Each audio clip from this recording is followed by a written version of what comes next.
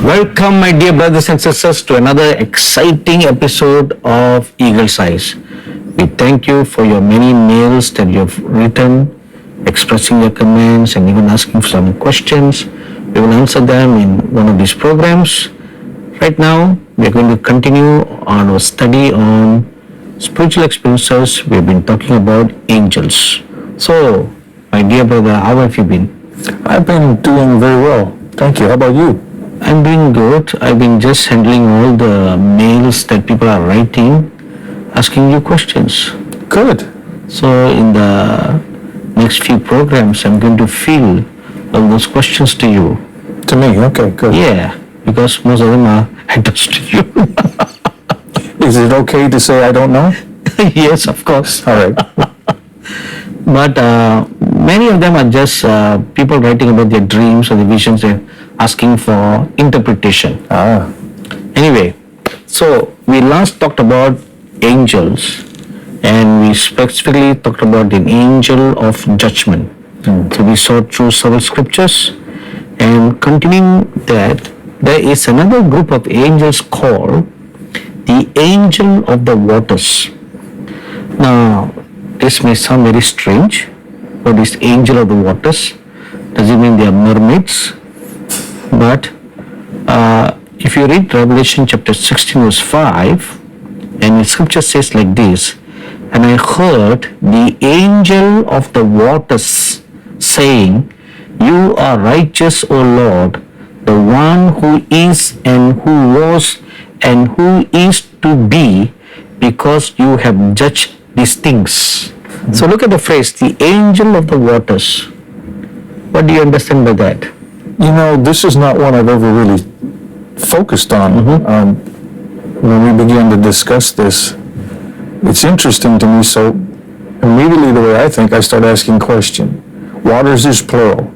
Are we talking puddles? Are we talking rivers? Are we talking lakes? Are we talking oceans? And so I just brought it up here. It's talking about rivers, fountains, pools, rains, deluges, everything, repositories. So every form of water. Every form of water.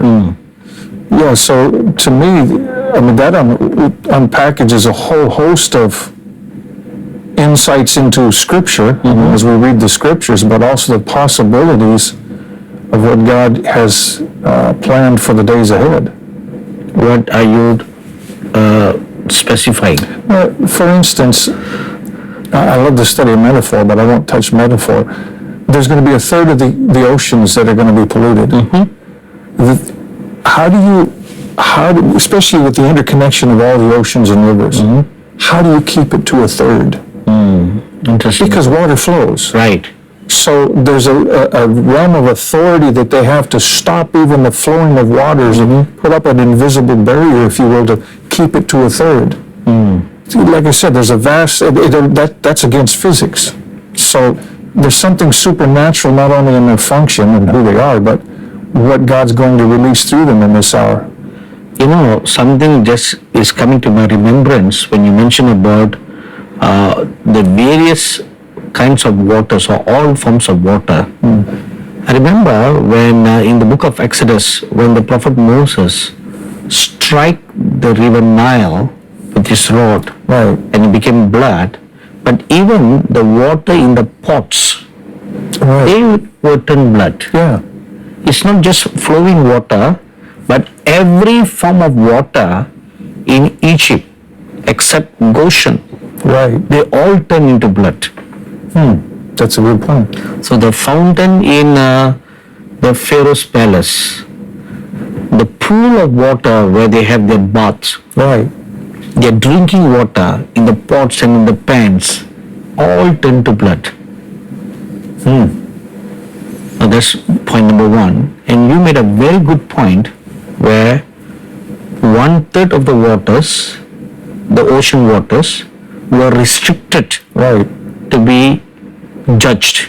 Yeah. So these angels of the waters would be there to oversee that this far is where the poison should move. And then further, yeah. Right? You know, I remember in the year 2004, when the tsunami came in Indonesia, a prophet friend of mine had an encounter. In this spiritual encounter, he was taken in the spirit to what today we know as the very spot where the earthquake struck and the tsunami resulted. Right. When he was taken to the spot, he saw a huge, gigantic angel standing waist deep near the spot where the earthquake struck. And he was like a captain over hundreds of angels, all standing waist deep in that region. So when he kind of received a command from God, he blew his trumpet. When he did, all these angels lifted up their feet and they stomped on the ground. When they did, the earth shook, and then the tsunami resulted out of that. So he had shared this with me in 2004. Of course, in the beginning he thought he was seeing something spiritual. But when eventually the tsunami came and hundreds and thousands of people died, then he remembered that what he had seen was not a spiritual allegory, but something real from a spiritual perspective that took place, that the world had seen as an undersea earthquake, and then there's a movement of the tectonic plates that resulted in waves of waters that came as tsunami. So it makes you think about the Japanese earthquake and tsunami too. Speaking of that, after the first major earthquake, there were many aftershocks, right?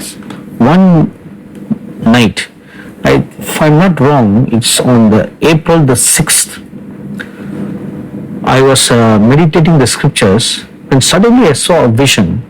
In the vision I saw 3 pairs of legs walking on the waters.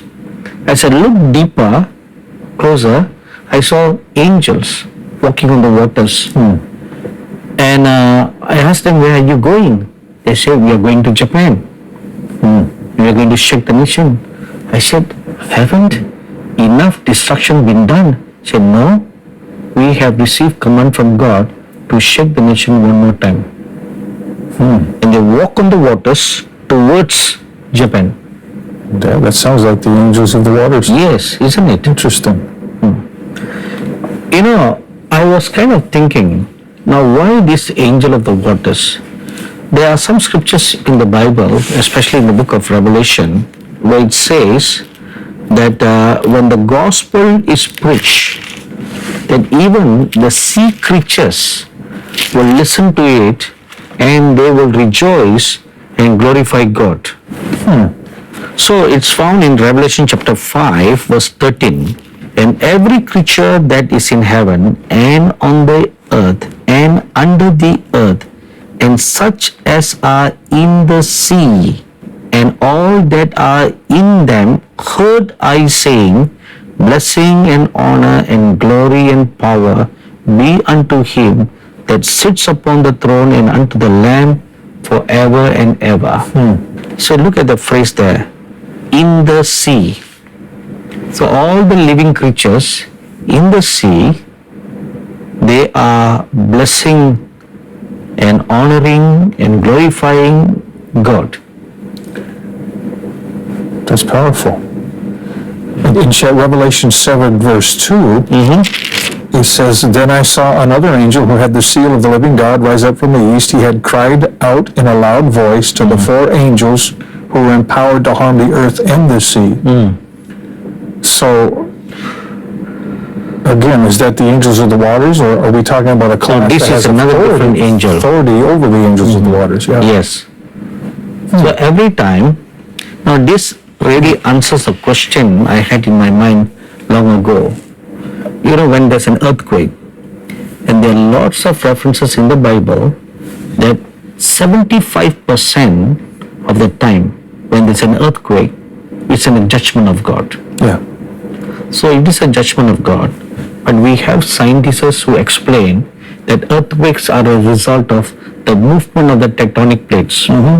So I always wonder, when everything is peaceful and quiet, what causes the plates to move?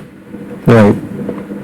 And then they come up with a reason saying, oh, because of the pressure that's building up. Right.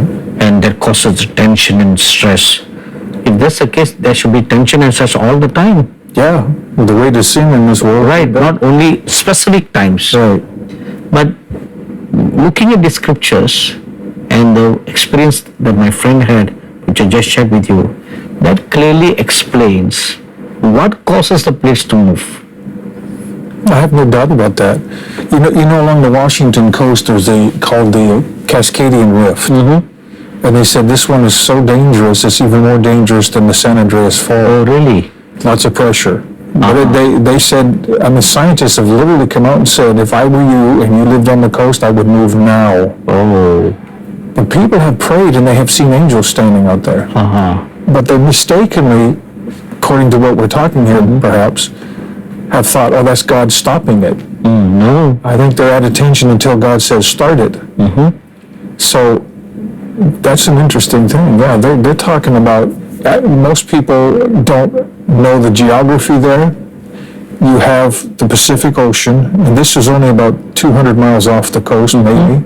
Then you have, in Washington State, the peninsula and the Puget Sound, and then you have the cities of Seattle, where everything's there. Then you have the Cascade Mountains. They're saying everything up to central Seattle, where there's a freeway called Interstate 5. Okay. Everything west of that, gone. Be gone. Because the earthquake, they think I've heard estimates, they believe this earthquake will shake for 5 to 10 minutes. Oh my. And the tsunami will be 200 feet tall. Wow. That's massive. So if it comes inland, then a major portion of the northern part of the U.S. will be gone. All the way down to Northern California, all the way up to Canada. Wow. But see, when it comes into the Pacific, into the Puget Sound, they call it, you know what happens when water is channeled and it builds up even higher? Right. It's going to wipe everything out. So those angels are really busy at the end of the age. Very much. In fact, if you read the book of Revelation, we see lots of angelic activities, never in any other books in the Bible. That's true. Very much. So they all are going to get very busy. That doesn't mean they're not busy now. Right. But it's just that made more visible in the book of Revelation than any other books. Yeah. Concluding. You have any more insight to share before we go to the next? Not that one, no. Okay, next. I think this is something which is very simple to explain and very common to understand. Ministering angels. Hebrews chapter 1 verse 14 tells us that are not all angels ministering spirits. Right. So these ministering spirits, what I understand them to be, they live among people to take care of us. And as such, they look exactly like humans. Right. There is a reference there in Hebrews chapter 13 verse 2 where it says, some have even entertained angels unaware. Right. Because they appear in human form. Right. And a very good example can be found in Acts chapter 12 verse 15 when the angel that rescued Peter, Right. when Peter went to knock on the door where the disciples were all gathered, the servant girl opened the door. She looked at Peter. She was so shocked. She slammed the door. And then she went and told the disciples that Peter's come. And the disciples reacted very coolly, saying, oh, it's not Peter. He's still in prison. That's his angel. Yeah. So it seems to me from the way they very calmly and coolly reacted that angel in human forms was a common occurrence in the first century church. Yeah, it didn't surprise them. No, they were not surprised at all. Have you had any encounters with ministering angels that look like humans? I don't know, they were in disguise. But actually, I've had some amazing testimonies from people I know. Let me tell you this one. This man is a Native American, apostle from Alaska. And his wife was diagnosed with 4-stage cancer. Oh, wow. Medical science could do nothing. So they decided to take a trip all the way down to Mexico for alternative medicine, they call Okay. it. So they drove. Now that's 4,000, 5,000 miles. On the way back, they stopped in Las Vegas where one of their daughters was, and they got a motel, and the daughter came, and she wasn't walking with God. She was more in the world. And the mothers in the hotel said, why don't you and our daughter walk down to the local Walmart and get some water and snacks? So it was about 2 or 3 blocks. So father and daughter are walking, and they're visiting and talking, and they entered into the entryway of this store. Now the entryway is very large. You can fit 60, 70 people in there. Oh. And here was a young lady sitting on the ground begging. She had, unkempt hair, and she had raggedy clothes, and he said she was a pretty young lady, but she was just looked like she was living on the street. And he was moved with compassion. And so what he did, he reached into his pocket and he pulled out all the money he had. Now, he had about $500 or $600. And he walked up to her. Now, there's a few people watching this. He hands her the money. He says, young lady, Jesus loves you. You don't have to live like this. You can go and buy clothes and food. You can get yourself a room, get cleaned up, and there's enough money to get you someplace where somebody cares for you. And he prayed for her and blessed her. He turned to walk into the store, and people had watched this, and all of a sudden there was a woman in front of him, and her eyes got as big as saucers, and she screamed, and he didn't turn around. He said, what happened? She said, she vanished. He said, oh. And he started preaching about the scriptures we just talked about, angels unaware. And of course, a lot of people right there got saved. And I asked him, I said, why didn't you turn around? And he kind of laughed. He said, well, the Lord had been telling me that these occurrences are going to be more frequent. And so I just knew in my spirit, when she let out that scream, that had been an angel unaware. So those things are happening. And, Well, even if you had turned around, there was nobody to see. exactly.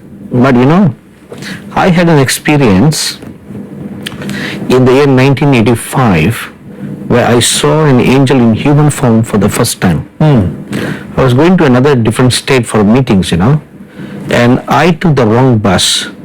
So I was stranded in a place, and I don't even know the local language. And I had no money in my pocket. I was so hungry and so thirsty. Whatever little money I had, I was afraid to use it because I needed that money to go back to Chennai. So then, to make a very long story short, I got into a bus to go to the nearest train station to buy a ticket and go back to Chennai. And I was so worried, so unsure what was going to happen next. So I was so absorbed in my thoughts. The bus was fairly crowded. There was a young boy about 15 or 16 standing beside me, very dark complexioned boy. And he was just constantly smiling at me. Every now and then when I turned and looked at him, he would be just beaming with smile from ear to ear. And that irritated me, Here I was drowned in my sorrow, and I don't know what was going to happen next when I reached the train station, and didn't have even enough money to buy a train ticket. This boy would be constantly smiling and smiling and smiling at me. Now this bus is traveling at high speed in a freeway. So there came a time where the bus stopped and a lot of people got down. And this boy was standing beside me, and the seat just near to him, one person got off. It is human culture, human nature, that everyone will grab a seat to sit, right? This little boy motioned for me to sit. I know these Indian people have a weird culture, or weird attitude. You always refuse the first time. It's more Asian culture, Okay. So I just politely said, no, you sit, because you are near to the seat. He said, no, you sit down. I said, no, you sit. So there was a kind of a tug of war between the two of us. The other people standing near to him, they said, if you two guys don't want to sit, let us sit. and two big guys were trying to get to the seat. The small boy used one hand, push away two big guys, and motion for me to sit. So seeing that, at that moment it didn't register me that he was using one hand to push away two big guys. And I sat, still drowned in my sorrows and worries, no? And every now and then when I look at him, he'll be just smiling and smiling again. Then later on I noticed he had a shoulder bag. He put his hand into his bag and took out a beautiful fresh red rose and he handed to me.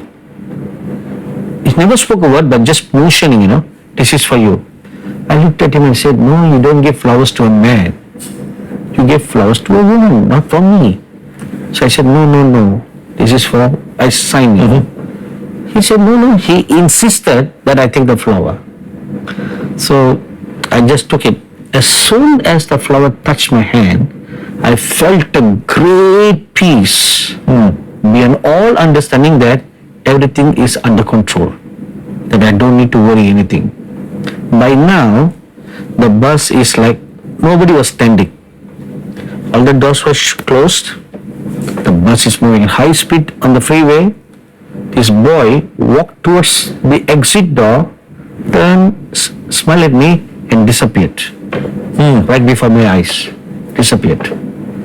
Only then I knew it was an angel who was standing beside me all the while. Wow. He was flesh and blood. He looked 100% as a normal human being. That's powerful. If he had not disappeared from my eyes, I would have never guessed it was an angel who was standing beside me all the while. So what happened to the rose? It was still there. I still had the rose. The rose of Sharon. Yes. Powerful. And then when I reached the train station, I was met by another angel in human form. Because I didn't have enough money to buy a ticket, Yeah. So I was looking at what am I going to do? Because I'm going to get stranded and may end up begging in the train station.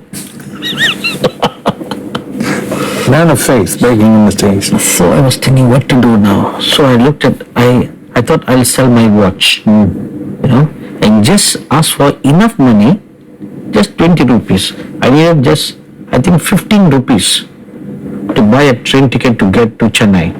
So I was standing there wondering what to do next. And there walked in a 6-footer man. He looked so smart. He had a briefcase in his hand and was just looking straight where he was walking. When I looked at him, among the thousands of people in the train station, I felt an inner witness in me to go and ask him to buy my watch. So I walked up to him, introduced myself saying that I'm an evangelist, and briefly narrated to him what happened to me. And I said, I just need 15 rupees to buy a ticket to go home. And he said, I'll sell you my watch. And I had a Japanese Casio watch, He said, look, this is a very new watch that I got. Can you please keep this and give me 15 rupees? He looked at me and he looked at the watch and said, no, I can't give you 15 rupees. I was almost with tears and I begged him. He said, please, this is a new watch. Look at it. You don't need to give me for free. Just keep this watch. He said, no, I will not give you 15 rupees. I will give you 50 rupees. He insisted that he will give me 50 rupees and not 15. So I said, okay. He took my watch and he gave me 50 rupees. So I went and bought a ticket and I asked him, sir, where are you going? He said, I can't remember what he said. He said, I will meet you at the platform. So I bought the ticket. I went over to the platform. There was no one there who was a 6-footer. Everybody was just, average Indian of 5.5. Never a 6 foot. This guy clearly stands out among the crowd. Right. But there was no one who was a 6-footer. And no train came by during that short span of time. And he had no other way to get out. No. Wow. That was the second incident. And the third incident took place in Nepal. This is as real as the first incident. Two men who was so shabbily dressed, unclean, was standing and talking at the foothill of a mountain. We had lost our way now, so we needed to go back to the main trail, and by then we have lost 3 hours. So we could never reach our destination for the first night. So when we walked past by these two men, again I felt an inner witness to ask these men for help. So I told my associate, let's ask them for help. So we told them our predicament. They said, you poor thing, you need to go back to your main trail and start your journey. So I asked them, is there a shortcut? And the man smiled at me and said, where we are standing right here is the shortcut. If you walk up this mountain, you'll catch up in time and make it. I said, whoa, that's so great. So we asked him for direction. He said, how can we go? He said, come on, we'll show you the way. You know? And we were carrying about 30 to 40 pounds of backpack full of Bibles and tracts. And to walk uphill is going to be a task. And the two men volunteered to carry our bags. So I gave, and they were walking up the mountain effortlessly, even not panting for breath. Without a backpack, I was still panting for breath walking up. So when I looked at them and I thought, oh, because these are local people, they're so used to walking up and down, they don't need any breath. So when we reached the top, the other man was telling a companion which route to take. Follow, he said, follow. Look at the people all walking in that direction, follow that route and you will reach your destination. So this man was standing beside me and said, okay, give me my backpack. So he helped to put on me, and I turned around and he was gone. You know, it will take 2 seconds to turn around, right? Yes. He was gone. And it's a flat plateau. He could not have gone anywhere in 2 seconds. So I was wondering what happened. Where could he have gone? And I saw this other guy who was helping my associate to put on. He walked 10 steps, just waving goodbye, and he disappeared into thin air. Right before my eyes. It's hard to deny that one. Yes. And my associate saw, and he was shocked. He looked at me. Is that angel? I said, sure it is. So those are ministering angels that God sent to help us. That's amazing. So, Dr. Bruce, our time has come to call it quits for the episode. That went quick. Yeah, look at that. Yeah. Just like the angel disappeared. Time has disappeared. All right, we'll see you next week. All right. So, I'm sure you are blessed by this program. If you have any questions, you can write to us to the email ID that you see on the screen. And we'll meet again next week. Goodbye.